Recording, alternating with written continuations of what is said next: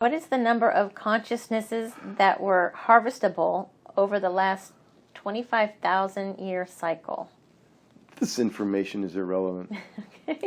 The concept of 140 or 150 or first we will state flatly that that is an incorrect number. Okay. You have to think of the millions of consciousnesses over the span of a 25,000 year period on your planet. How many millions of consciousnesses, even though there weren't as many as there are now at any given time, over the span of 25,000 years, there were many more than 150 or 40 or whatever that number is there. There were many more that have ascended. There were entire societies that ascended into higher realms, into the fourth density. And as we've stated previously in these sessions, you can see the ruins that exist where these civilizations used to be and then just all of a sudden aren't there anymore. And some of this is famine and drought and moving where the food is and that sort of thing. But others are advanced, capable civilizations that just aren't around anymore. And some of them are internal to the crust of the earth. This is true, but not to the extent that is being talked about. Okay, he also has that number 144,000 question. So how does the number for the previous cycle relate to the concept of 144,000 divine consciousness? Or where does that number come from? This is a number that goes back into antiquity, that it was used millions of, well, not millions, but thousands of years ago. 144,000 people. It was a lot of people for a society, for a system, for a system of belief. It was a lot of people because, as we have stated, a couple of thousand years ago, there weren't 7 billion people on the planet. Now, 144,000 people does not sound like a very large portion of the consciousness that's on this planet.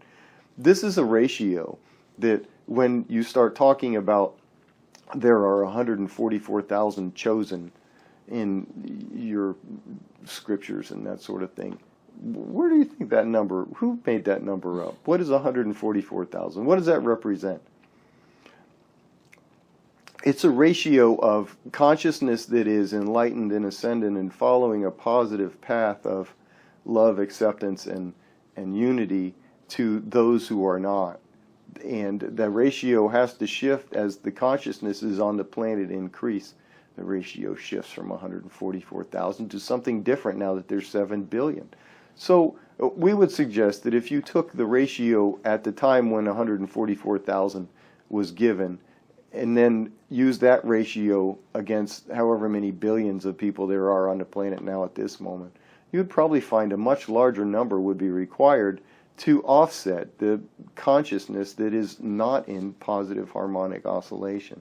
And this is what we're talking about here. We're talking about a positive oscillating collective of consciousness that are all operating in unison, all operating in unity, that are overpowering the imbalanced consciousnesses that are within this collective construct.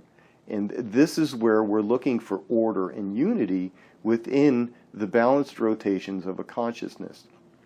So if there were 2 million people on the planet at the time when 144,000 was given, those 144,000, had they all been operating in perfect balance and unity, would have had the energetic harmonic to pull the collective towards the positive direction in the timelines, as Todd's seeing the polarity model that he has in his head.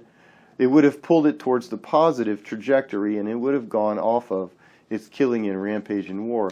And this is why, at that period of time, there was a very big push to eradicate light workers from the planet. And the most famous one would be the one that was hung from the cross and crucified. However, there were many others that the same thing happened to them. They were put in jail, they were crucified. The people that were following paths of love and light and benevolence were persecuted and pushed and tried, and then conquest and war continued. This is balance between positive and negative polarities. This is what we're talking about here. We're not just talking about some arbitrary number of 144,000. This is the same concept as we're talking about when we're giving Todd density levels of galactic and universal consciousness. They're arbitrary numbers that are used to allow people to interpret them and understand them. What we're really talking about when we're talking about 144,000 is we're talking about the ratio required. Positive consciousness, there needs to be a lot less positive consciousness than there are negative, because positive is the universal default, and it's easier to be positive, and you radiate far more energy than negatives, the ratio will just outnumber them. So there can be much fewer in a collective of positive and will overpower a very large negative collective. And I think we said enough. Okay.